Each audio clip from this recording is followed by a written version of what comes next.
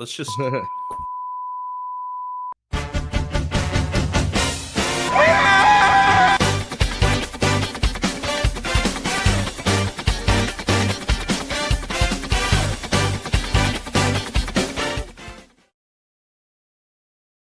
Another Sunday, another case of the Scaries to start work week. Welcome to the newest edition of the Sunday Scaries, where we have all your gore, lore, and more, covering all the latest horror happenings, slicing open all the latest horror news, and dissecting it bit by bit, finding all those juicy innards. Pour yourself a nightcap and turn your fright lights while we take you on a tour of terror. Good evening. Oh, that's very scary. I just shit my pants. Oh, wow. Okay. Just hopping Starting right out into strong. it. Very good. Didn't happen. There it goes. There it goes. What's going on, everybody? I've been keeping up with the chat. I've got a couple things that I definitely want to touch on. There was some good stuff. Lots of fun stuff in the chat. First things first, though, I got to ask, how's everybody's week going on the panel here? Luke, how was your week? How's your weekend? Oh, busy as usual. But just watching my daughter most weekends here, and then working on a upcoming list for the week. So, Hell yeah, staying scary over here. Absolutely, yeah. We're coming into the week of Halloween, so we're going to be hopefully getting you guys a couple of extra little pieces here. We've got a couple things cooking, so it'll be kind of just a nice big roll into early November, where we'll just be like still probably having a couple of fun videos. There's some stuff we've been kind of I guess you could say building up to on my end with one certain series. I'm excited. I'm putting it together right now. It's a little different, but it's a challenge, so I'm excited. Adrian, what's been going on, man? How you doing? Still in black and white, I see. I like it. Yeah, man. It's like the lighthouse still out here in the void, the saturated void. The Tennessee is just literally the lighthouse. You cross the state line, and it's just all black and white. Everybody's asking. We got to get why Adrian one of those like, mermaid figurines. Ooh, you're my mermaid figurine. Ooh, no, I do have a fish bottom. Oh, really? I mean, I saw Sndn and I saw Nosferatu, so had to catch up on those two classics. I obviously loved Nosferatu. It was just well done. The story was great. I loved Mr. Skarsgård's performance as did you call him Skarsgårds? Skarsgård, right? Skarsgård. You got Skarsgård. it. There you go. I was like Skarsgård. Wow. That's awesome. Drax. That's metal as shit. Skarsgård. He should change his name to that. That's probably what his name used to be, and then he changed it. Because then we would know about his ancestral past. I'm sure. I'm going off on a tinfoil hat tangent. But to get back to Nosferatu here, cinematography was beautiful. The acting was beautiful. All the performances were great. The story was good. And, you know, I feel like it hit harder because I saw it after Sndn. Sndn was really creepy. I loved the way that it was edited. The scene towards the end where it's kind of like you got to see like the Midnight Man, if you guys are familiar with that, like copy pasta, or whatever. But it was actually just the little kid's telephone in the darkness. I can connect to that. I remember I was having a sleepover and I thought it was The Grudge, basically curled up in a fetal position in the middle of my room. I was like, hey, do you guys see that? Do you guys see that? They're like, bro, what is that? Shine a flashlight on it. It was just a little gamer chair with like a hoodie on it. Jesus. But I feel it, man. You know, Sndn was trying to hit those tender spots of what it was like to be a really young child and be afraid of things that you didn't quite understand. I will say, though, no doors or windows. That's pretty freaky. How the house was closing in on them. Pretty freaky. But yes, there's a lot of really just simplicity to that movie that I admire. And it's just like, it's one of those things where I just remember having very vivid nightmares in that same like presentation. I wouldn't say it was like analog horror, but it's just that the same sensation I get when I watch Sndn is similar to that feeling of having that post nightmare feeling I would have as a kid. And I think that's why I love that movie so much, because it's like a rare, like bottled look into just this specific kind of fear I used to have. It's a really disorienting kind of film. You know, obviously, I think that's the idea behind it. And think being able to draw parallels to your dreams, because you don't really, a lot of the time you don't really get a resolution with your dream, and I think that's why it maintains its scariness, at least for my take. I think that's why it works. I actually haven't revisited Skinamarink probably for a year. That it's probably time for a rewatch for me, because I remember Dylan and I going to the theater for that one. What an experience That's like a January movie for me. I think it's just because it was like January, February when we saw it. God, I think it was it the first, like, kind of beginning of the year horror movie that we had seen that year, I think? One of them. I think it was Meg and then that.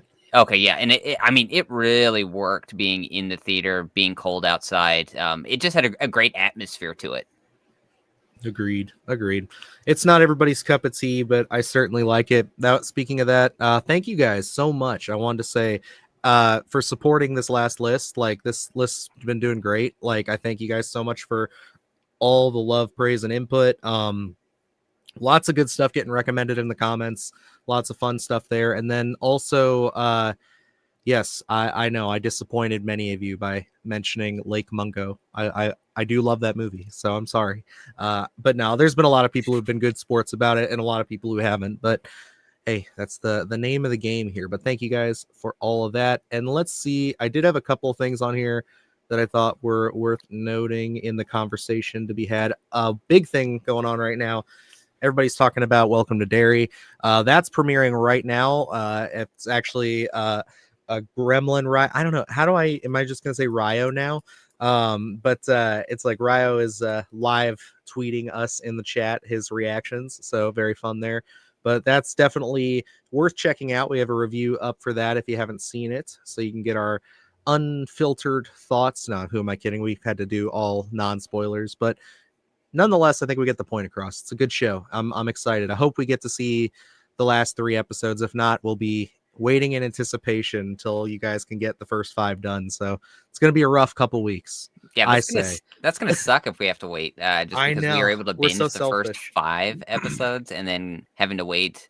I think it finishes up mid-December, so it's gonna be a long wait because I think we only have 3 episodes to really wrap up everything. So it's gonna be a minute. But yeah, I was really happy with it as well. If you haven't checked out our review, just to kind of give a couple of brief notes.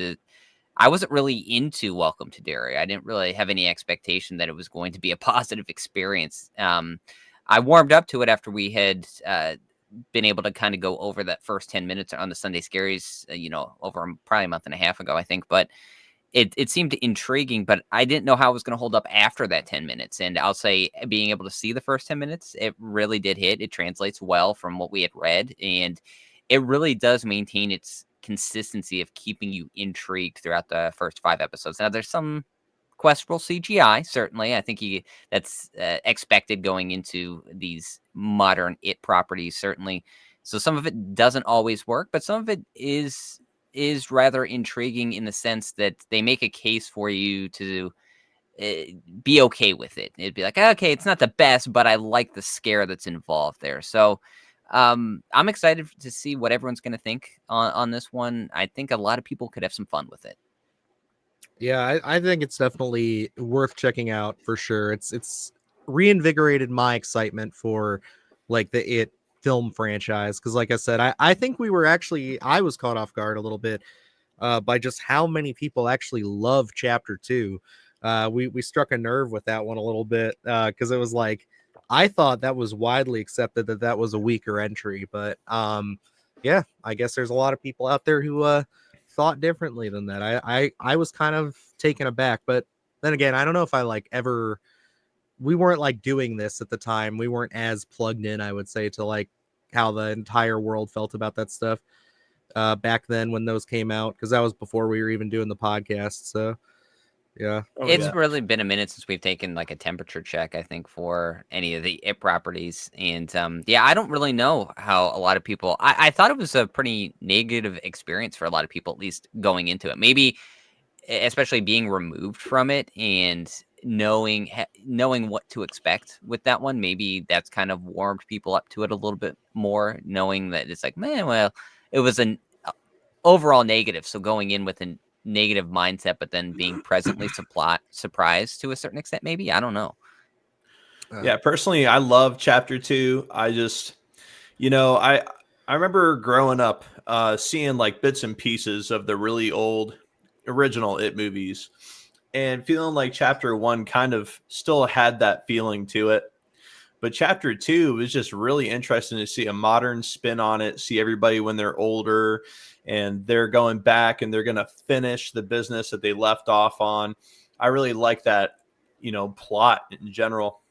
So I just feel like it never fully meets its fullest potential, I think. Like, but also, from what I remember in the book, and I may have just been jaded from the movies when I read it, but it was just like, I didn't find that section of the book to be all that fascinating, even though they were kind of like jumping over each other in chapters sometimes. It's just one of those things where it's like, as we got towards the end of the book, it was just kind of like all of the mystery and everything started to kind of go away. So I was a little, about it. I think when we get into the adults, I don't know. There might be just something missing from that translation into the story. Just because I know even for the miniseries in 1990, a lot of people did not like when they told the adult side of the story. And personally, for chapter two, I just found it rather boring. It seems like it goes on for a very long time. And I love the opening. I love that setting of Derry and what they make of the carnival and the scare with Pennywise under the bleachers, I think at the baseball game. I Yeah, think that's a that stuff great is scene. great. Like, But yeah, then, there's still good moments. Yeah. yeah, it's just like that stuff is few and far between, I think, and especially. And the casting's good, I'd say. Yeah, but and I don't know necessarily, and I have to revisit chapter two because I haven't seen it in a very long time. I just don't know did they make use really of the caliber of actors that were attached to that? I don't know. I don't remember any very emotional scenes, anything that really sticks out other than those two that I just mentioned and the god awful ending that just really didn't work for me. Like that was the gist of chapter two for me. So I don't remember anything to say, oh, actor A really put on a great performance. yeah, I gotta agree there. I mostly just kind of remember those things that I listed off, and then I just feel like the characters, they didn't really do anything special besides being the adult versions of the old ones that I could remember anyway. It felt like the kids had more personality than the adults. A little bit, Which is yeah. odd without the casting of the adults. You would think that there would be a lot to really unpack there, but it just seems like they were mimicking the kids, and the kids had way more personality than the adults. I would say also, I think that inherently the kids' side of the story is always going to be scarier, just because I think that's just like the scarier part of the story because they're kids. Everything Yeah. is like ratcheted up. And, when you're watching a kid, it's like, I don't care who you are and how you feel about children, but like, I'm sorry, you've been a kid. You've been a kid. You've been scared as a kid. You identify with that a little bit. So it's like having something that unstoppable attacking children. I think it just automatically ratchets up the tension because like there's just something about watching adults beat up on Pennywise.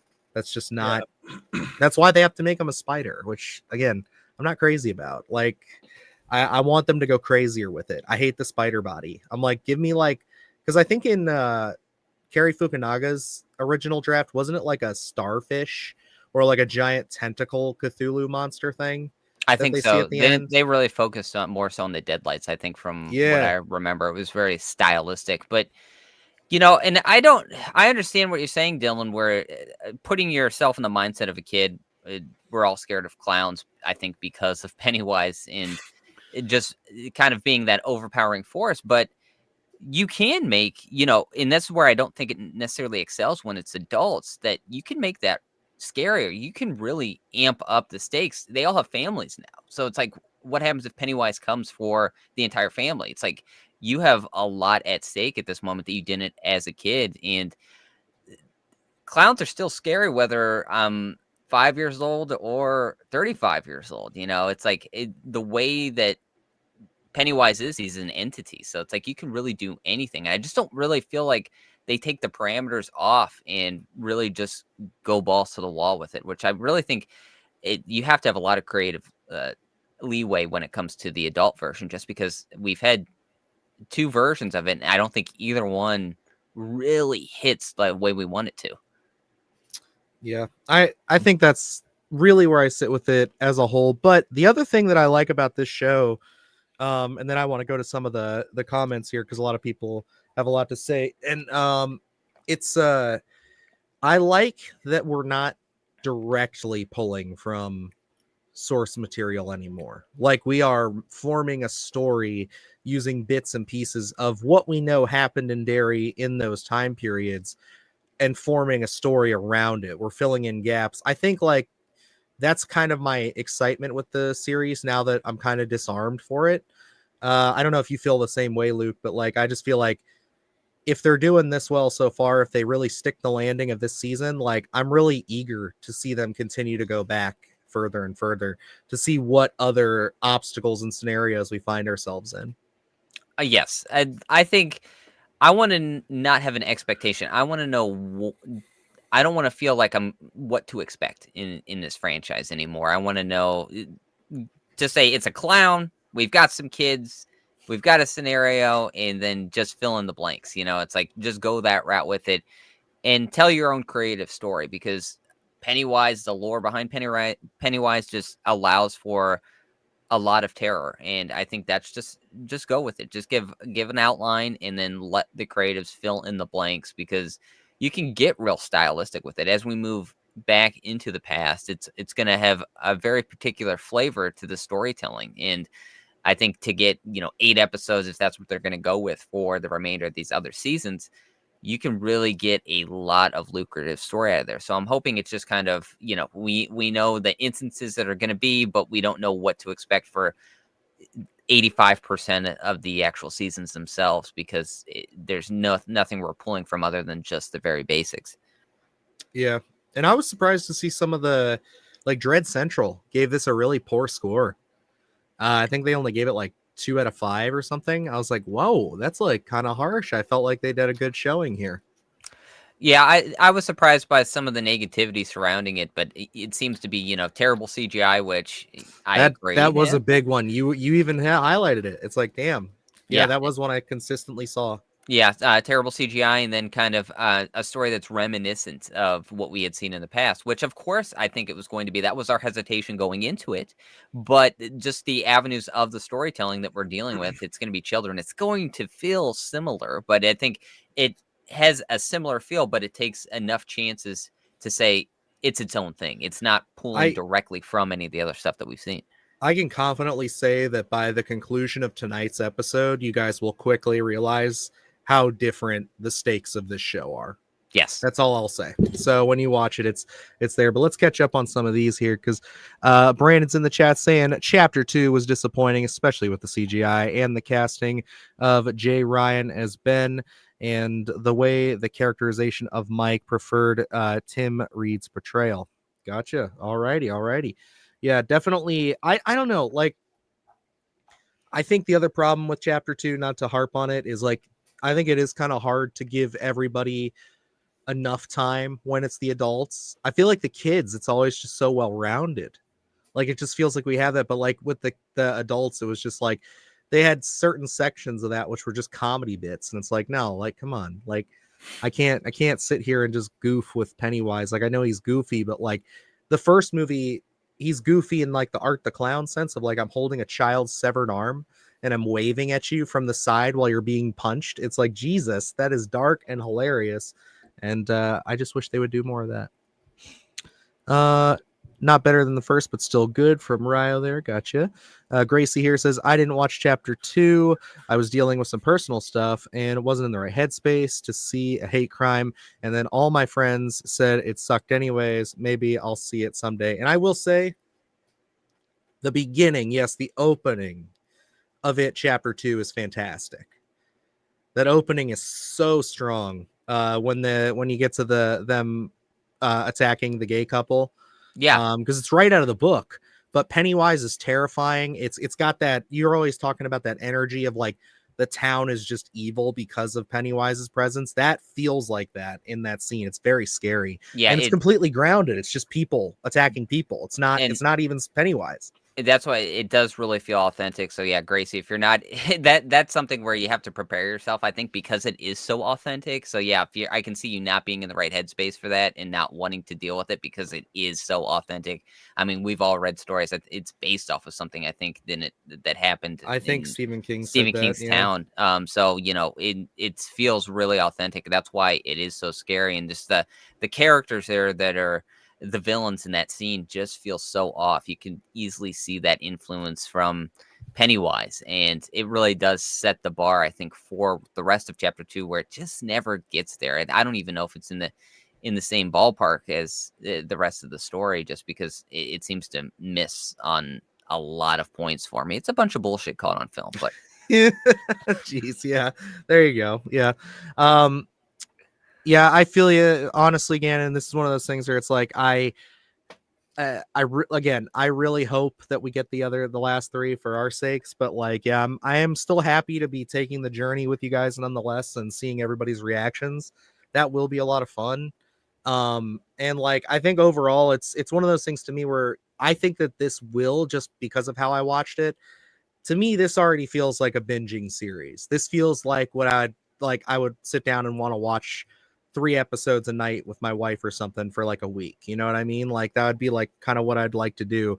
So it's like it's just one of those things where it's like I think that'll perform better for people. So I wouldn't be surprised if it does okay or does pretty good here, but you really don't see the real spike or the real kick for this until we're gearing up for season 2, and you start to see people like going through and re-binging it and stuff, because just watching it episode after episode it's definitely a very cinematic experience. I will say it's one of those stories you want to keep seeing going. So yeah, especially after what you're going to see at the end of episode 1, it does leave you on like, wait, what's episode 2 going to look like? So it really gets you in that groove really quickly of, what the bar is going to be set for that series. And honestly, it does succeed at what it's going to present after episode 1. Oh yeah, and then we got miniseries adults part issue. For me, is that the creature at the end instead of Pennywise. The movie did the ending better. Yeah, I'm again mixed about that, just because I just don't like the spider look, and I didn't like it in the miniseries. Like, it's a cool monster, but it's not like I feel detached by that point. I'm like, okay, that's Pennywise. Like, what? Like, it's just there's nothing there to really pull me in. But like I do appreciate them trying to at least have Bill Skarsgård still in the attack there. I personally think if you're ever going to do this, either go full blown Lovecraftian or just have him be like, I don't know, just like a really rundown zombified clown that has fucking powers, and just make it like real personal. That's how you make it scary for me. I don't know, but who knows? We'll see how they handle it thus far and how we're going forward with the series. Maybe in later seasons we'll get different versions. I want my Pennywise just chain smoking cigarettes and I hope that the last drinking season of this beers. show is like them in the prehistoric era when he first lands. It's like Pennywise taking over dinosaurs, harassing them like a dinosaur clown. That'd be great. That's what put a clown face on a dinosaur. T-Rex. Come on. Little That's what I'm arms, saying. red hair. Mm-hmm. No disrespect to anybody that loves the It franchise, but it sucks. Hey, I also don't. I can't sit here and say that it worked for everybody. I know, like didn't chapter 1 we differed on that a little bit, didn't we, Luke? Yes, for a while there. Yeah, I think we're probably maybe still there pretty much. It's like, I don't know. I think the miniseries, Tim Curry's performance for me is just like top tier. I think that's why that one works so well. And I'll say chapter 1, the kids in that, I like their performances, the camaraderie that we see from that. But I would say the It franchise is never something that's at the top of my list. It takes some warming up to get to, and there's always sticking points for me to say that it's never going to be my favorite, unfortunately. I think there's a lot of great elements to it, but I don't think it ever really kicks into every gear that I want it to. Yeah, I'd agree with that. It's certainly something that, like, I think there's always going to be something left on the table for you, just like as a fan of the stuff, and then honestly just as the potential of the character, I think, too. Because like I think the other problem that I've had with it is like we've now, my favorite parts of, I think, chapter 1 are the parts that we didn't redo from the miniseries or are just straight out of the book. And I think that's why I also like this series a lot, is I don't know what to expect. I don't necessarily, like, there's one big thing that we know. And we all know this going in. Pennywise can't die. He can't lose in a sense. You know what I mean? Like, it's one of those things where it's like they can't necessarily beat him. So what does that do? That just leaves the door open for endless possibilities in my mind. So it's like I'm excited to see what they do with it. So, And that's what I like about it, because like you're saying, since we're going from the past, we know Pennywise exists still in the future. So I'm always prepping myself for some sort of somber ending. It's like, I don't know what that looks like, yes, but I like that looming fear that you start connecting with these characters.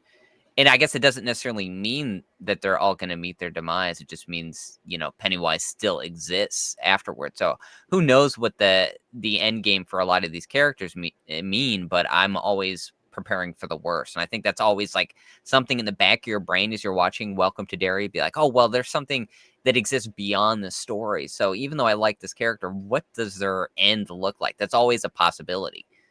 yeah, and I think that it's definitely put a lot more gas in the tank for me for the Pennywise series. Let's see. Pennywise is the closest to the library policeman I've read, but library policeman is much more terrifying. Is that another character from Stephen King? Oh, it says here at the Dark Tower. Gotcha. I'll have to look into that. I'm not as familiar with the Dark Tower as I want to be. Yeah, It's an same. intimidating franchise, but There's so many books in the Dark Tower series. My dad is a big Stephen King fan. I think he's only read half of them, but it's one I want to dive into. It's just a huge commitment.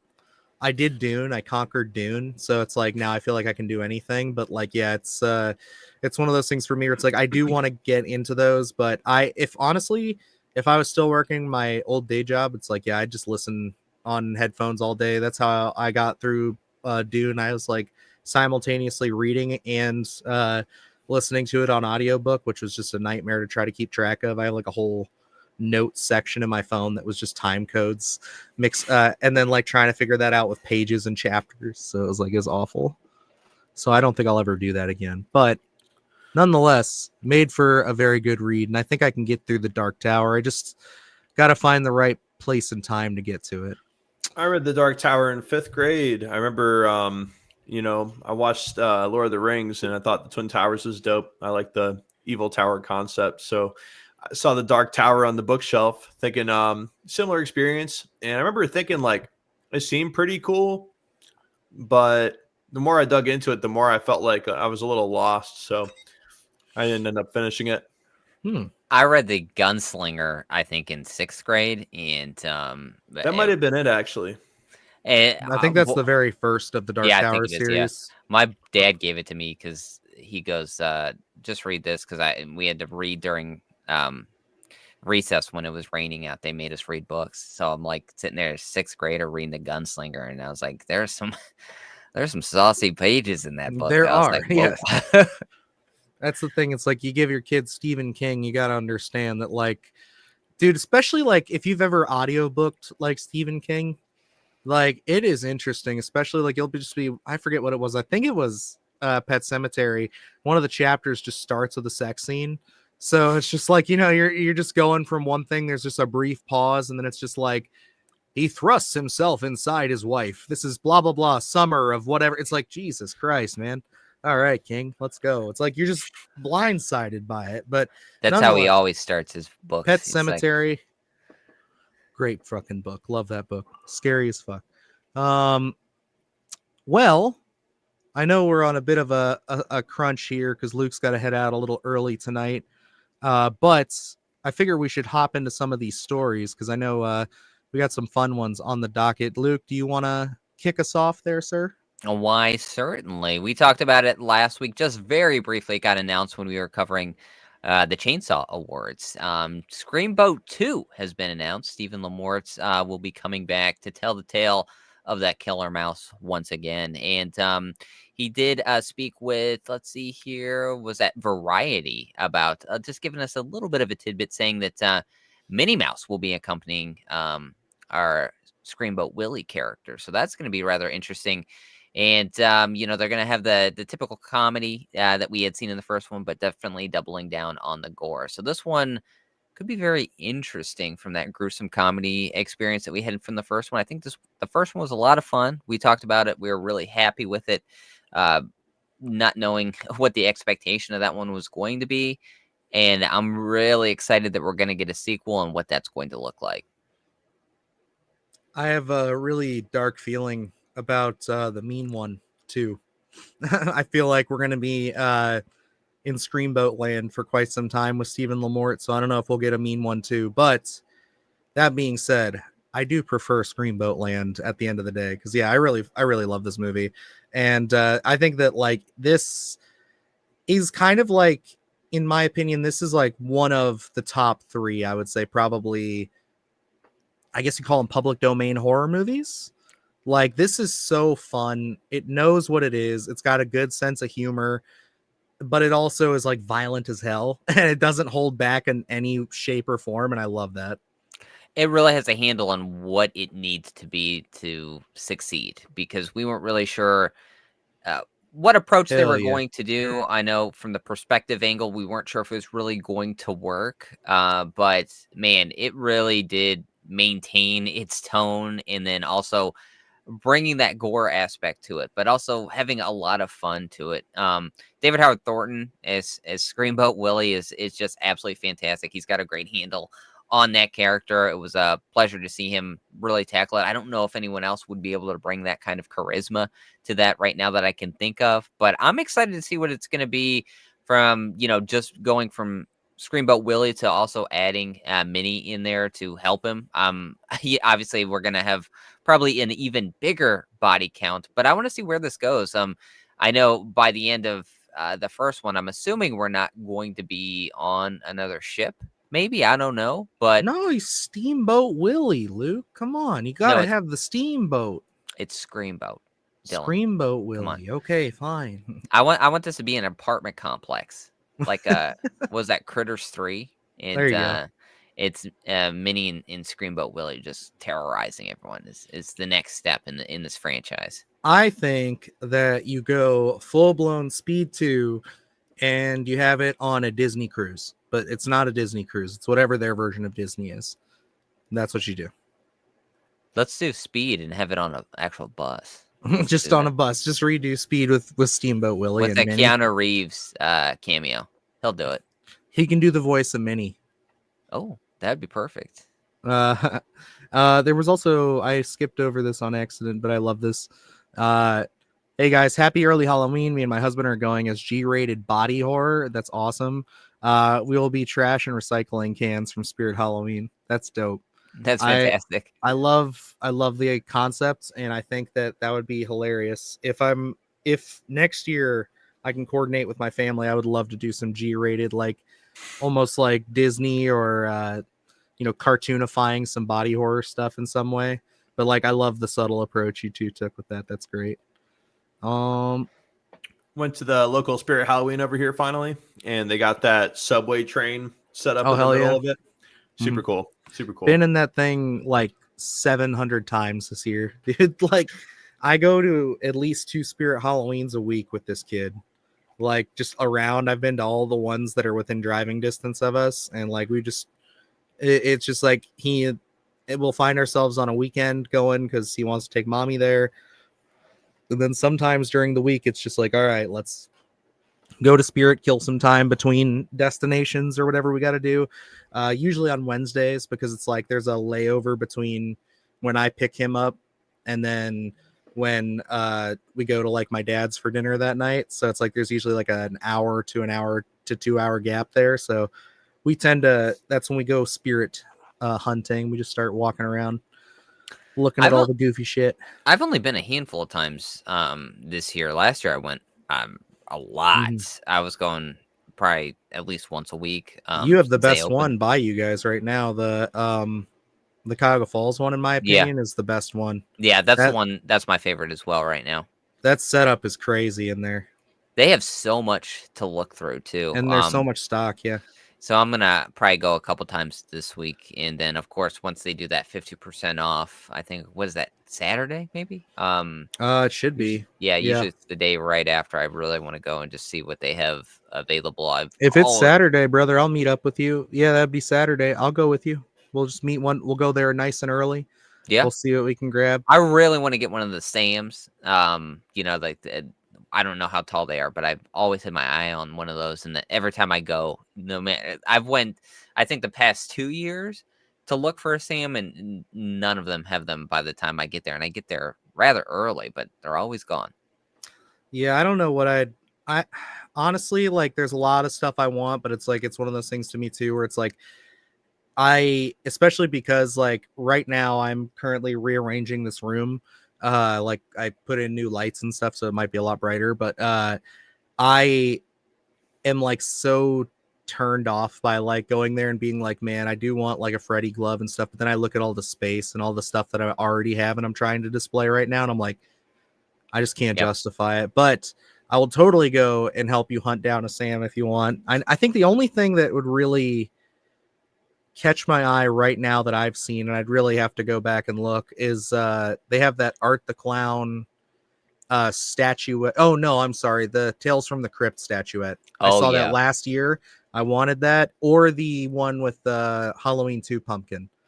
Those two. The Art the Clown is a solid third, but like that, I want one of those two. But they're like 2 years old. I did get a Terrifier VHS tape though earlier this season. I know I was looking for those last year. You know those clamshells with like the what do they have, the lanyards in them and stuff like that? Yeah, they have a bunch of stuff. I got a bunch of pins out of it. I really wanted those. I put them on my fishing backpack. I didn't know they had a Terrifier one, actually. They do. They have a Trick or Treat one also. I thought that. Did you get that one yet? Yeah, I have that one, and I have Child's Play 2. Okay, cool. Yeah, they have Terrifier, and like they've added like Hocus Pocus and a bunch of other crazy stuff. I think Scream's in there now. The other thing I want, that if they have it, it's oddly enough, I didn't know it existed until this year. I'm sure it's been around, but it's the Ghostface cookie jar. It's hilarious. Oh yeah, I saw those. Yep, those are cool. I mean, I really feel like I won out this year. I got my Art the Clown pants and the sunglasses and that tape, and that's all I wanted. So truly, that's all the stuff that I was like, I need those. Yep. But everything else is great. Okay, I should say, if I had like an unlimited budget right now, I'd totally go get the arm leg thing. No, what is it? The fucking chair leg. I don't know why I said arm leg. The chair leg from Terrifier 2, the thing, and then the Sienna sword. I don't need the hacksaw, but I would love to have those on display back there. Yeah, I mean, they have so much fun stuff, and I don't even know what the next couple of years is going to look like. But then I've already seen glimpses of Spirit Christmas. Did you see the Art the Clown nutcrackers that they have? Dude, you just reminded me. I don't even think I can't go. Yeah, I know. Do the 50% off. Because I'm going to go to Spirit Christmas, and if they have those nutcrackers, I don't know how much they are, but I'm betting they're like $50 a piece, and I'm going to cry. I saw just some glimpses of Spirit Christmas, and I was so overwhelmed because everything was like, I need this, I need that. I love Spirit Halloween, but I legitimately got overwhelmed by what they have for Christmas-themed horror. And I was like, I need it all of it. Oh, you know what I was disappointed by this year, I will say. So if anybody, I know Spirit Halloween's listening, they're always checking in. What the hell? There was no Thanksgiving representation whatsoever. Would they have masks from Trick or Treat Studios? They didn't have them there. They didn't even have the hat. I was like, damn, if I could just get that, like, I would totally want to just grab the mask. Like, I want to be him, John Carver, one of these years. Yeah. It's a simple costume. It's just literally coveralls that are black, a couple gloves, get an axe, and that mask and that hat, and you're good. Like, it's one of those things I want to do that so bad. Yeah. They don't have any Thanksgiving merch, do they, at Spirit? Not at Spirit. That's why I was saying I'm like disappointed by that. I'm like, how could you do this to me? I'm honestly surprised, but I guarantee by after Thanksgiving 2 does come out, I'm sure that they're gonna have a handful of items coming out just because it finally got a sequel. I am surprised that they don't have anything yet, just because Thanksgiving was such a big release when it had come out and everyone loved it. So I think we'll get there. Just not yet. So I did just go to their website also, if anybody's curious, and then we will stop the Spirit Halloween talk, I promise. They, as far as the licensed brands for Spirit Christmas right now, they have Rudolph the Red-Nosed Reindeer, Frosty the Snowman, Island of Misfit Toys, SpongeBob, Bluey, Hello Kitty, South Park, Nightmare Before Christmas. And then here it gets fun. Ghostface, Krampus, Terrifier, and then they say many more. But I know for a fact that the Krampus stuff I saw, did you see the Krampus Nutcrackers? Yes. Oh, Jesus Christ, dude. I already have a fetish for nutcrackers. Like, I don't know what it's been. I've admired them since I was a child. My grandma like went to a yard sale and just got a bunch of them. And like, I have them still in the basement and some at my dad's. And I was like, I saw those and it just excited a long slumbering need to buy a nutcracker. I'm like, Santa Claus, Art the Clown, fucking Krampus. Are you serious right now, dude? Jesus. It's going to get terrible. It is. That's why we need to get a partnership with them. So they just send us stuff and we'll talk to them about it. There we go. We'll do reviews. That's what we'll just 10 have out a of second. 10. We'll just have a second channel where we literally just do what those guys do. We'll just go around and like just do videos at Spirit Halloweens. I'm 100% down for it. Oh man, I regret not seeing Thanksgiving in my usual theater because it's one of the towns Thanksgiving makes fun of, and it would been so funny. I love that. Yeah, I that was like our first, like we set that screening up with Kim and Sony and all that, didn't we? Like that was like our first one that we got to like give tickets out and stuff to, right? I think wasn't Totally Killer first. Totally Killer was first. You're right, and then it was that. Yep. Yeah. Man, what a great experience that was, though. I know we were so hyped for Thanksgiving, and then for it to turn out the way that it did, man, I can't wait for Thanksgiving too. It was seems like one of the it's most been forever. satisfying movie experiences I've had in a long time. It was so much fun, and that is such a great rewatch. I can't wait now that we're, it sucks that we're gonna be done with Halloween, but then it gives me an excuse to just start watching Thanksgiving. Can I tell you that having that year, like last year especially, because it was the first year that I had it like just on streaming or like Blu-ray and stuff, the satisfaction of getting out of Halloween and then just a couple weeks later watching that, like just on Thanksgiving watching that movie, it's just like, oh my god, dude, it was perfect. And then immediately rolling into like Gremlins and Krampus and all this other crazy holiday horror stuff like Terrifier 3 now. Like it was such a great feeling to have that middle horror movie. Cause like I had Thanksgiving, you did for the last couple years, and Blood Rage is one we have to circle up to eventually. But it's one of those things where it's like Thanksgiving is the perfect Thanksgiving horror movie. I think I love everything about it. I'm a fanboy. It scratches every itch that you wanted to when it comes to like holiday horror. Where Thanksgiving's a lot of fun. It's it's campy, turkey's hilarious at times, and it has some fun kills, and it gets a little disturbing in certain instances. But I think Thanksgiving is a great film that you can recommend to someone who isn't necessarily into all the campiness. Where it's like Thanksgiving does have some campiness to it, but it has that serious tone to it that you can get really lost in the slasher subgenre of it, and it really does have stakes to it. So I love being able to have that film because it works during the month of November. It even works in the month of December, but it's also just a fun watch to throw on. It's so disposable and great for any time of the year just because it is such a thorough slasher. It's a slasher that didn't give me the feeling that film does. It's so reminiscent of the 80s, and it hits on all those points. It scratches that itch. It's like we talked about it at the time. It's like it's that perfect movie to put up there with like My Bloody Valentine and like all the other holiday slashers that we all talk about. Silent Night, Deadly Night is another one. It's like it just fits right there with like Halloween and all those. It makes sense. It's good. It feels good. I love it. Oh yeah, this one here. Hey guys, really cool to catch you on a live. We'll be in touch soon. I believe this is for you, Luke. Yes, well, for us. Yes. Yeah, definitely. I don't think we have any of the contact yet, but we will. That guy makes tremendous stuff on Instagram as well. Really phenomenal work. Here we'll be able to show off some stuff here in the coming months, because I think you guys will be blown away once we are able to show and give you all the contact information, because I caught my eye. I was so excited to be able to see it, and then to get a response from it was phenomenal. So I'm excited for this one. Yeah, I really liked. We've been partnering with a lot of really cool brands recently. Like, just again, because of you guys watching the videos, supporting all the stuff. Like, we've been getting with a lot bigger sponsors and a lot cooler, like, nicher sponsors too, and people have just been reaching out to, and it's been really fun because, like, there's a lot of really cool stuff that we're going to be able to pass down and share. Some savings too, and we obviously understand you guys can't, like, buy everything or save anything, but hey, if there's something that pops up and you guys are into it, like, hell yeah, let's do it. Like, that's kind of they're helping us kind of keep things going here, and it also helps hopefully you guys in the future there. So I know we got one that's really fun. I've been working on. We're actually fully partnered, but we just partnered with G Fuel.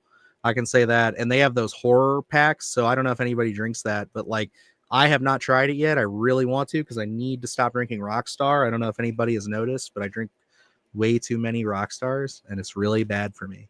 So I need help, please. And I've actually never had a G Fuel yet. I've seen it, sponsored on a lot of people's pages. And they have really interesting flavors. Yeah, so.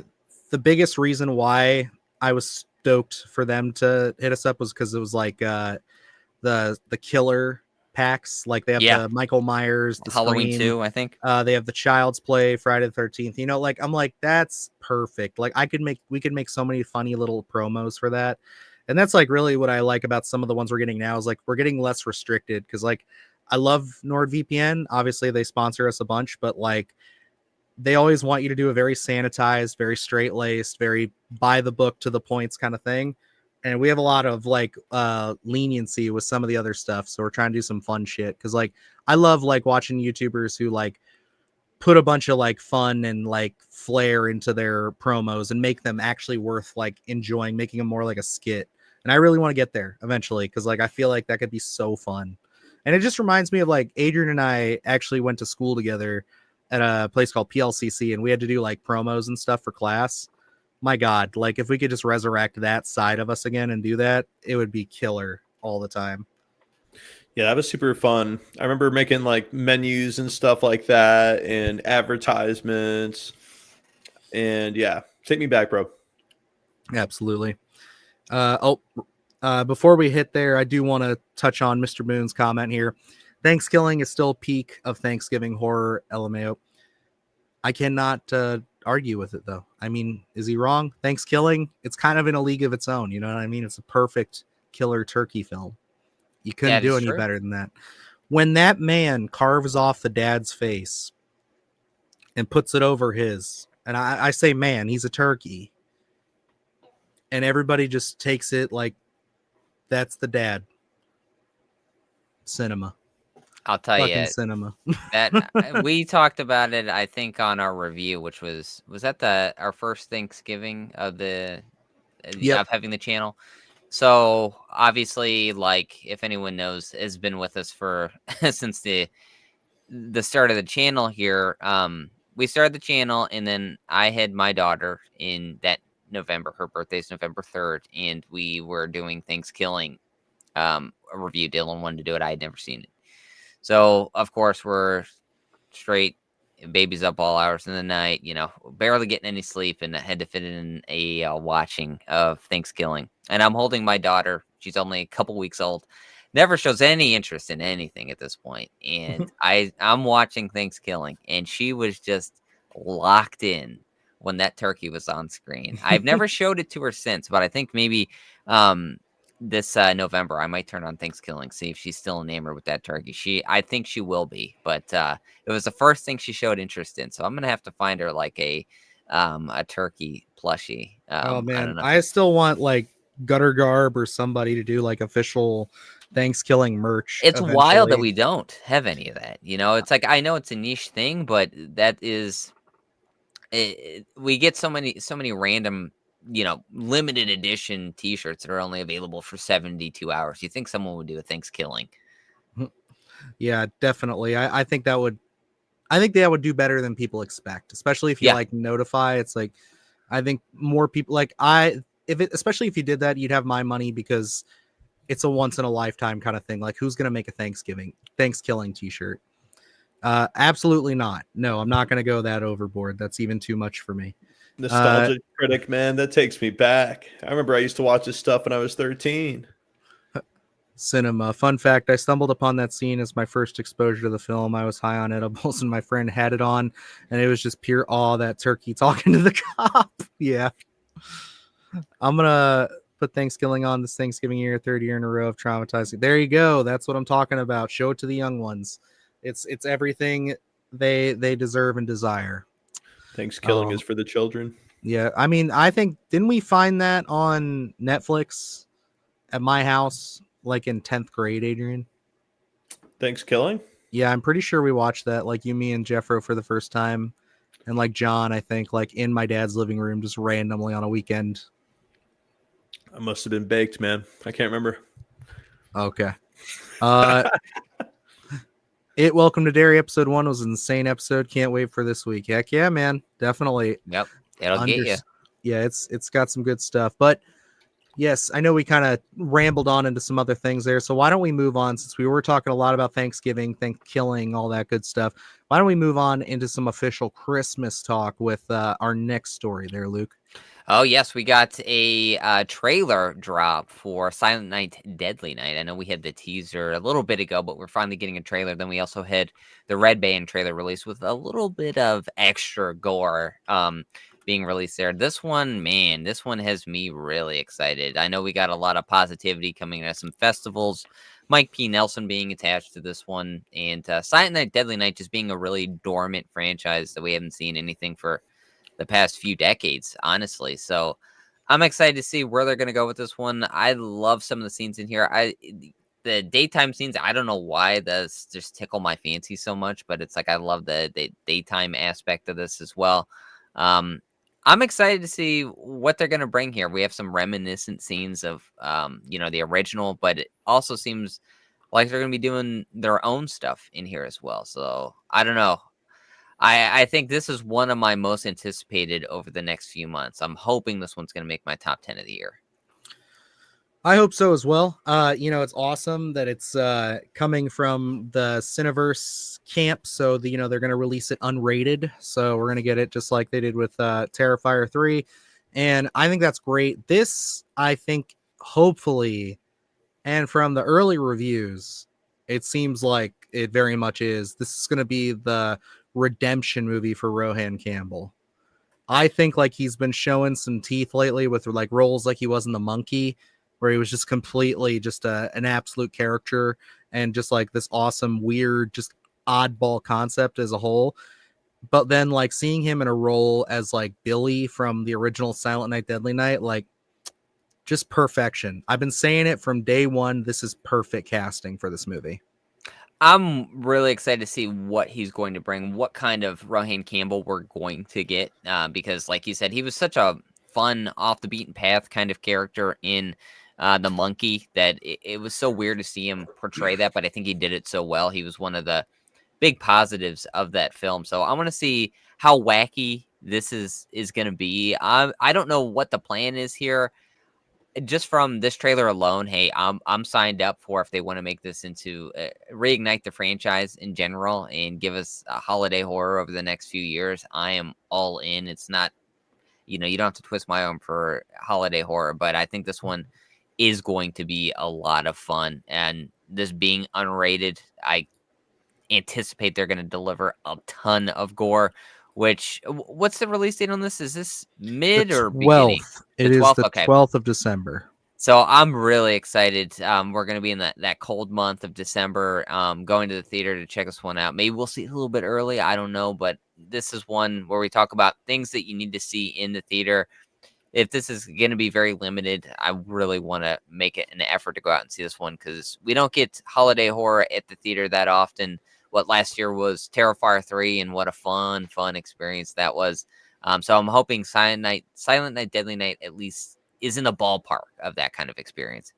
Yeah, it'd be nice if we could do like a little alternation like we kind of are right now with this, where it's like we had Terrifier 3, and then we have this year, and then next year we have Terrifier 4, and then it would be great if this actually like is great to follow it up with a Silent Night, Deadly Night 2, bring in the brother character, have him get played by somebody who's crazy as well, and just go for it. Like they could really do some stuff. I think Kyle Gallner and Rohan Campbell playing Billy and what's his brother's name? Fucking Oh man,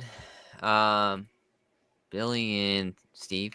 No, it's not. no, Steve. it's not Steve. Steve, Joel, Eddie, Bill, Bill number No. William. Let me look it up. I know it's I as soon as it's gonna come up, I'm gonna here it is. Ricky, damn it. Dick. Yeah, no, I think if you could have Kyle Gallner play Ricky, that'd be incredible. Hey, I'm down. Kyle Gallner in anything. I know he just came out with something. Was it last month? Maybe. I still haven't seen it, but I really still want want to see it. to. Yeah. So, hey, if they want to sign him up for this, that's only going to be a giant win. So, Hell yeah. And then here we go. Hey Dylan, Rohan is great in Halloween Ends, top 4 Halloween film. All right, you know what? I will say that Rohan Campbell was not the problem with Halloween Ends. Okay, I will say that he is not to blame for Corey Cunningham. That character was written. That's all on David Gordon Green, in my opinion. But he did a good job with what he had, and I've been rooting for the guy, and I just think this is like the perfect thing for him to redeem himself with the horror community. Like, you know, just going for a niche property, re-bringing it back, especially with what I've heard. I hear it's just every bit as fun as we hoped it would be. I hear it's just like Terrifier. It's just like Thanksgiving. It's just going hard as fuck, and I love that. I think Rohan Campbell's going to have a great career. He going into Halloween Ends, not knowing what to expect. So, how I feel about that film after viewing it and sitting with it for a few years, you know, not taking that into account here, but that opening scene, and I can't remember what he says, where they do that. It's kind of a close up of him. He's, what does he say? It's like, yeah, let's have some fun or something like that. For it's Halloween, let's have some fun. I can't remember exactly what he says. He seemed so odd in that scene for me that I was like, I'm really expecting this character just to be so weird. And I mean, we get aspects of it, I think. I just don't like the way that story evolves throughout the rest of it. So yeah, he's not the problem at all. I think he's got tremendous range. And that's why I want to see what he's going to do with Billy from Silent Night, Deadly Night. Like, is he going to take this into a wacky kind of avenue as we get deeper into that story, or is he going to play it a little more serious? Because honestly, I can't tell from the trailer of what avenue they're going to go down. It looks like they're having some fun with it, but then it looks like kind of what he's dealing with is not necessarily not serious. So I don't really know what kind of tone we're going for. I just want lots of gore. I want to have some fun with it. But I think Rohan Campbell's going to deliver in whatever tone they're going to give us. Yeah, I don't need this to be serious. I think like for this one especially, I think like leaning into it a little bit more with a little bit more comedy works for this one. Personally, and I know you might not be big on that, Luke, but I think that's going to help it, because again, if they do want to continue this, I think having that comedic edge, because like the thing about Silent Night, Deadly Night is like it's funny, but it's not trying to be funny. And 2 is also hilarious, but like I don't think they're trying to be hilarious. Like, so it's kind of like I think that there's got to be a little bit of that edge to it to really win over hardcore fans. But I think really it's just give us that damaged story without going too dark of like Billy's character and what he went through. Just give us that and make these kills practical and fun as hell. And I'm in there. I'm down. Like, I'm having fun. I'm not against them having some fun with it and making this more, not necessarily a pure comedy or anything like that, but like a Terrifier 3 tone where we have some fun, some kind of mean-spirited fun. I think that's what I would love out of Silent Night, Deadly Night. So I think kind of make it a little bit of hokiness in there with some really off the wall kills is really what I want. I'm really Mhm. anticipating a lot of gore in this one, so I'm hoping they deliver there. But I kind of just want some really fun kills. I think the part of holiday horror is just to have a lot of fun with it. So I Mhm. want them to wrap someone up in Christmas lights or whatever you want to do with it. Just really They take have the chains to off and go for it. they have to surpass the remake as far as gore goes, in my opinion. So that's a tall order. The remake's pretty gory. Like there's a wood chipper scene in there. So, I hope they do it. I hope they get there with it. Um, I did also want to highlight a couple here. This one here, Feared Creature says, would you guys ever do a list of movies that are gateway movies for horror? That sounds like a lot of Absolutely. fun. I think like Luke has been wanting to do a whole series dedicated to that kind of stuff here in the future.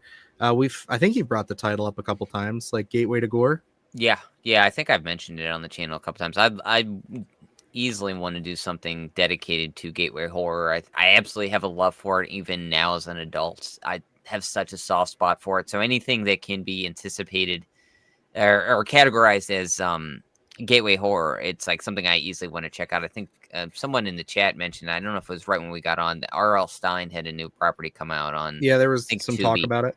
I haven't checked it out yet, but I'm really intrigued by that one. So anytime any sort of gateway horror drops, I put it on my list to make it a point to watch that stuff, just because I think it's a lot of fun. There's a charm to it, growing up with a lot of those different stories and Goosebumps. Are You Afraid of the Dark? Where it's fun, but it terrifies you to a certain extent, because you look back at those series and there's some really terrifying episodes in there. And I think go back and be like, oh, you have fun with them now, but they're still at the root, still terrifying. So I would easily love to do a list. I want to do an entire series dedicated to it, just because I think gateway horror is so much fun, and it's a big reason why a lot of us are here. True. And I think like reading this comment, I think they're almost saying take it in two ways in a sense, where it's like, yeah, we can talk about the nostalgic gateway horror of like Goosebumps and stuff like that.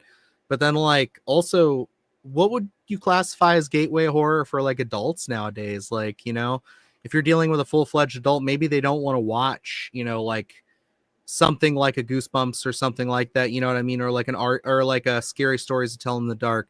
What if they want something that's a little bit more? That's a different. I've never really thought about it from that angle before. Yeah, Because like, neither have I. But I think like a perfect one would be like American Werewolf in London is like something I would say is a good one to start people with, because it's funny but it's also scary.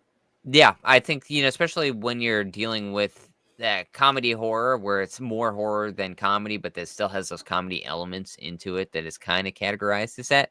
I think those things are definitely kind of bridging that gap for people to have fun with it, to say, oh, there's a lot of great gore, there's a lot of great terrifying moments in here, but I also have fun with it. It's a little maybe mean-spirited at times, but it's a little lighthearted.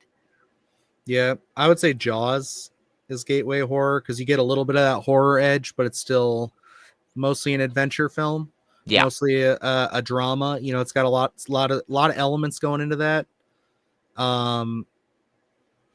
I don't know, but like if you want to like get somebody into it, like Gracie's mentioning here, Evil Dead 2, because it's got a lot of blood, but it's not super gross. It's more comedic. That's also a good way, because I think like I don't know, because I feel like maybe now hear me out on this. This might sound totally weird, but like gateway horror for adults, you kind of have to approach it the same way they approach horror for children, where it has that kind of comedic, kind of lightheartedness to it, where it's not so dark. Like I'm not going to show somebody like a Serbian film for gateway horror. I wouldn't even show them that for like gateway disturbing. Like that's just okay. That was a terrible example, but listen, I think that you got to do the same thing with adults. I think you have to like go in with like those comedy approaches to it. With like Evil Dead 2 is a good one.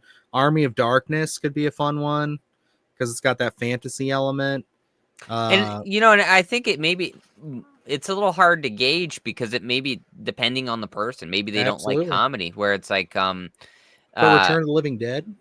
yeah, well, it's like Stephanie said, a thriller is a good gateway, and it's That's true. that is like The Hand That Rocks the Cradle for me, the original, where I haven't seen the new one that had just come out, I but it's haven't like, either. I want to.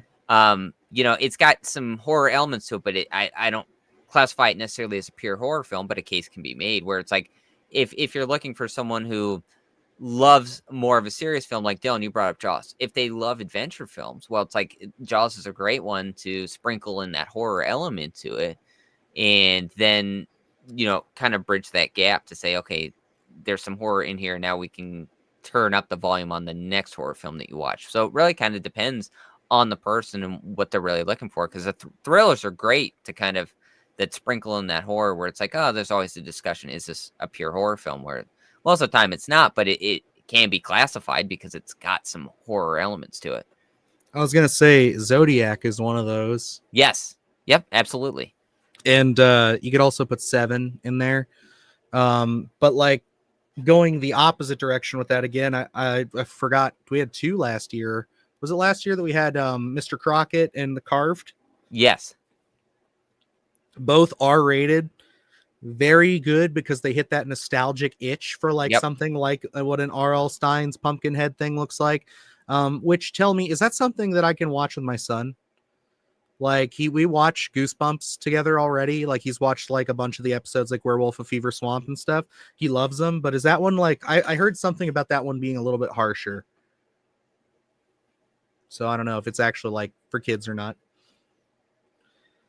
Oh no. Stephanie says the new Hand That Rocks the Cradle sucks. Don't even bother. That's, oh my gosh, because Hell yeah, thanks, Brandon. I don't know, that one, Micah Monroe's in that, isn't she? Now I'm thinking about it. Yeah. Mm-hmm. Micah Monroe, and then who was the other? I think it was oh god, isn't it Ryan Reynolds' wife? She was in The Shallows. Blake Lively's in it? Blake Lively, I think she's in it, isn't she? That I'm not sure. I only remembered Micah Monroe because I was like, oh, she's in it? Fantastic. Oh no, it's Mary Elizabeth Winstead. Damn. Oh, that's okay. right. That's a great cast. Those two. And Martin Starr. Martin Starr's in it from Freaks and Geeks. Yeah. And There's Something in the Barn. Yeah. Martin Starr, Stewart. I like it. Yeah, no, I remember that getting a bunch of like coverage when that was coming out, and then it just kind of disappeared. And now it's out, I guess, on Hulu. So yeah, I remember some articles on it, and then I knew it was coming out this month, and I was debating on whether maybe we should cover it for the channel, but then again, the first one's not necessarily pure horror, so I was assuming this one was, and it looks like you know, we dodged a bullet there. Yeah, that we did, but maybe it'll come back. We still have to do our annual roundup cleanup, which we were supposed to do one in the summer, and then we screwed that up. So it's going to be a really long list of movies because I already watched like 5 of them. So like I'm talking about them eventually. So, yeah, because we got like the unicorn one, Death of the Unicorn, The Woman in the Yard, Presence, Him. We still gotta watch. Like, oh god, it's gonna be. Yeah, the list is growing. There's still some big ones that I think it'll make for a great video. Hopefully, because there's gonna be a lot of smack talk in that one. I can already tell you by a couple of these, so it's gonna be fun. Yeah, that's what's like. You know, I've been compiling my list. I know there are a couple in there. Presence is one that I definitely want to check out because I know people enjoyed it, and it seems like my kind of film. So I want to see if that's gonna completely rock my top 10 or not. I'm so jealous of you, Gracie. Honestly, I know I think it was Penelope put up there earlier that she's planning to go see Frankenstein. But yeah, there are some cities around the country that have it right now. It's mostly, I think, in 35 millimeter prints. So I think you have to go to like a special theater or something for it. But yeah, we do not, unfortunately, have anyone near us. The closest one is in Columbus. So that's like a 2-hour hike for us, but we're waiting. We're seeing at this point, we might get a screener beforehand, but like, I really kind of just want to see this one on the big screen. Just like, I want to do that. Yeah. So I think it's one of those films you at least it needs to be experienced in a theater. I don't know, something like seeing Nosferatu on the as a screener just wouldn't have had the same effects as Oh going. yeah, see, it's like that would have sucked. Yeah, Yeah. it's like it was kind of like, then again, it worked for Terrifier. We saw that on a screener, but I think also we're just such fans of that it was like it was going to be two different experiences anyway. Yeah. Because like seeing it with the crowd was awesome, but like Nosferatu, I feel like you lose something if you just watch that at home. Yeah, I think, looking at Terrifier we're huge fans of it. It was great to be able to see it at home, but then even going to the theater, that one you're looking for a communal experience with, whereas like Nosferatu is just, it's such a big film. It's a beautiful film that it's more, you appreciate it more being able to see it on the big screen, where Terrifier is just like that camaraderie, I think. And I think Frankenstein's that appreciation that it's going to feel like such a big film. It's an epic kind of film, and I think you need to see that on a big screen to really be able to soak in the appreciation of the filmmaking behind it. Shoot, you know what I just realized?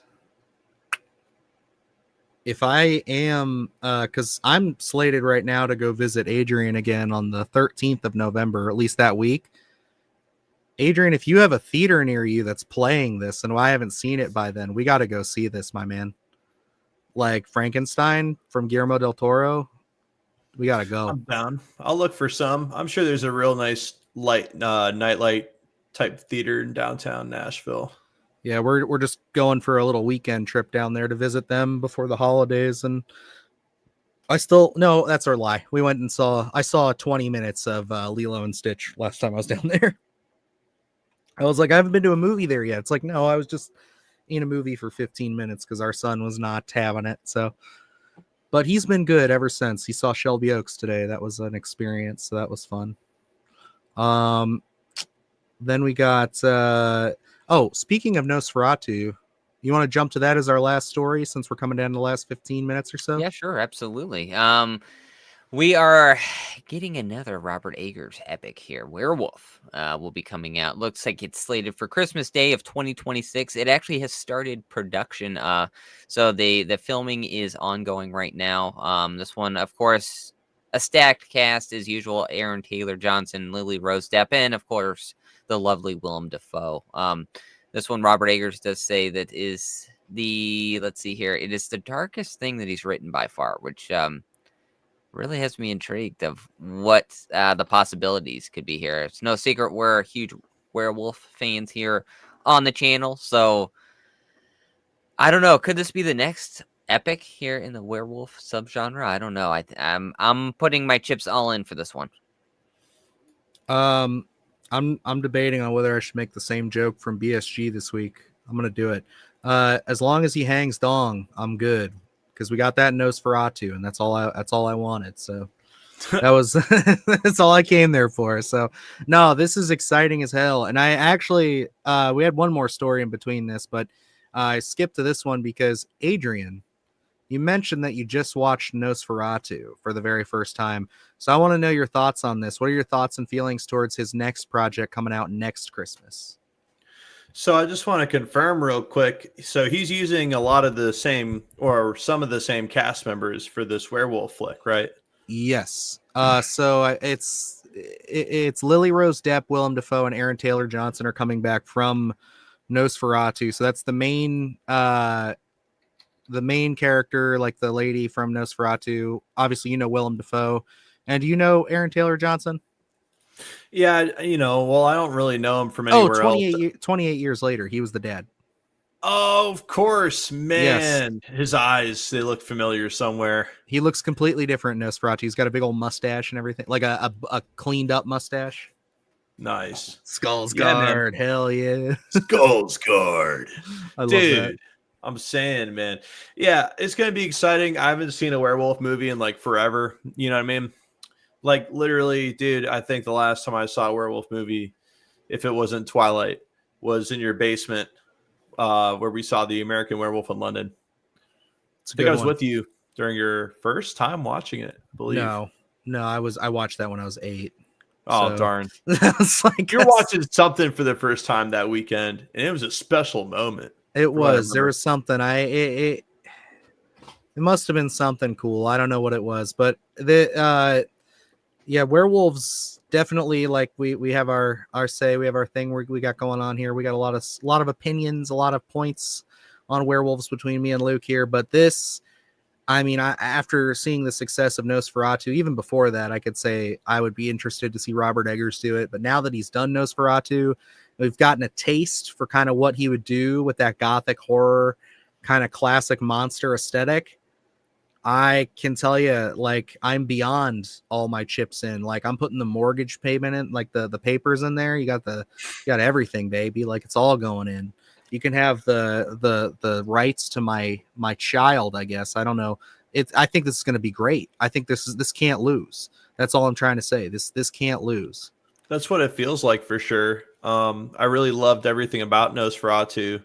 So, if this is going to be anything like that, man, it's at least going to be a good watch, if not something more. Yeah, I think him saying this is also his darkest one is intriguing. That's where I was going to go with it. I'm excited that we're going to get a dark addition to the subgenre here, just because sometimes these films are treated with a little bit of a wink and a nod instead of the seriousness that you could really just push that envelope and go that route with it. So I'm excited to see how dark we're going to get, especially this being more of a period piece.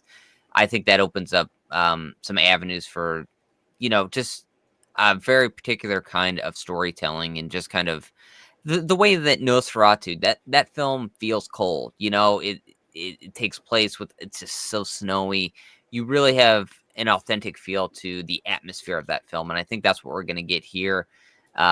There's no reason to believe that we're not, just because look at his track record and the films that he was able to bring. And my hesitation with this was just because this being a unique subgenre where I think a lot of people can be out of this creature feature-esque type of film. But when you are able to bring the gravitas that you can really enhance a film like this and get more eyes on it, I think people are going to be open to it, just because you look at something like Nosferatu, which in a sense could also be, it's a vampire film, but it has such a real feel to that film, such a gravitas to it. I think this film could easily bring that audience over and bring them become more open to if we see other films like this in the future. Yeah, I mean, I definitely think that, like, it's gonna be one of those things for me where if he lands with this, then I really don't think there's anything that I wouldn't want to see him do after this, because, like, it's one thing to really nail, just like the Nosferatu kind of tale, because, like, again, we've seen that a million times. You know what I mean? Like, we've seen that story. I even critiqued that a little bit of it's like they didn't divert too much from the original story. And that's what it is. But, like, this, it's not like he has any original, like, true source material to go off for this one. This is all off the dome. This is all just going off of the, like, kind of old folklorian build and designs of werewolves and stuff, and what they used to know about them back in the olden days, or what they used to say about them. So it's like this is really going to be unbridled, unchained Robert Eggers here. He's not going to have any, like, masters to please, as Luke likes to say. So I'm excited. I'm excited to see this. I really think that, I know Nosferatu might have been his probably magnum opus at this point. If you want to just go from visual to production, all of it, just, it's so well orchestrated. I truly think this one might be his best film coming out of this. Like, I am so hot and positive about this one. Like, I'm putting all my chips in that basket. I mean, he tends to up the ante with every film that he does. So I think, coming out of Nosferatu, I was just mesmerized by that film and just the filmmaking that's attached to it. And I love the story. I love the design as well. I know some people had an issue with it, but I love that he's able to put his own creative stamp on these things. And I think that's what we're going to get here, where it's like, I truly do think this is probably going to be the next big film in this subgenre. We talk about, it's very lean. Yeah, absolutely. Yeah. The subgenre is very lean and mean in terms of the films that really exceed at the storytelling and the devices that they use. But Robert Eggers is easily the guy. Like, if you're going to want to restore some sort of prominence to a subgenre like this, and like we don't have many of those types of films. Robert Eggers is that guy. I think people are going to be excited to see this as subgenre, and I think this could, be that domino effect of we're going to see this subgenre, whether it's going to thrive or not, who knows. But I think Robert Eggers is going to be that catalyst that we're going to get more films like this, because like we had Werewolves last year, and it was just like, that was hot or cold for a lot of people. And then Wolfman coming out early this year was and that didn't work too well for a lot of people. So it's just like it didn't work. A lot of these films tend not to work for people, but I think Robert Eggers is the guy that's gonna take all those devices, all those elements that we've seen in these films that maybe don't hit, or people are like, they just didn't quite get there. I think he's going to be able to put all those pieces into place to make such a complete film. Yeah, and to be honest, I really think like this is one of those things where a lot more people than I expected went and saw Nosferatu. A lot more people who I wouldn't normally expect even give this a movie like that the time of day went and checked it out. So it's like I think that definitely shows something that this guy is doing is breaking through. It's kind of like the whole thing. Like I'm always shocked when Avatar does well. It's like something about that franchise just works with people. It's like I like them, so it's like it's like it works on me. But I'm sitting here thinking like, man, I'm being super generous. But I guess they have their fans, so I'm hoping that this does work out. I hope that I'm not going to look back on this live stream a year from now and just be like, wow, I was so wrong. I can't believe I fucked up that bad. Who knows? Maybe I'm cursing. I know. I feel ya. Well, I think that's going to bring us close to the end here because Luke has to jet a little early tonight. We're going to save Kill of the Week for next week if that works for you. I think that probably makes sense. And then, I think we got a lot of fun stuff. It is the week of Halloween, so we do have a good number of videos coming out. So we'll have a lot of fun things starting off tomorrow with a formal review for Dream Eater. So if you haven't seen my list, I talk a little bit about that there. You're going to get our formal thoughts as well as an interview with the writers and directors of said film. So it's really cool. Lots of fun with them. And then, I think going into the rest of the week, we should have some fun stuff. I think we got one special kind of surprise thing planned. Luke's got a list, and then I'm going to try to, as long as I can get everything past YouTube censors, I'm going to try to have something extra special for you guys this week. So lots of fun stuff. It's the big week. It's the big one. Oh, hell yeah. Definitely go check it out. It's a lot of fun. I really enjoyed it. Luke also really enjoyed it. So it's one of those things where it's definitely worth checking out in theaters right now if you just want to see something that's going to kind of get under your skin. I can't say any more than that. Yeah, there's a lot of shit in there that just like really unnerved me. So it's like it was cool. I feel like we get one or two of those a year now, and that was one of them for me where I'm just like, hell yeah, that's gonna stick with me. There's some stuff in there that's gonna freak me out. So hell yeah. But alrighty, guys, that's gonna wrap us up here. So thank you, and until next week, I'm Dylan Newell. I'm Luke Janesco. I'm Adrian Mars Jones. And stay scared. Do the hard shit, gonna do it live. Cause Splattercast kick it every day they live. Splattercast, gonna smash your ass. Splattercast, gonna smash your ass. Splattercast, gonna smash your ass. Splattercast, gonna smash your ass. Splattercast, gonna smash your ass. Splattercast, gonna smash your ass. Splattercast, gonna smash your ass.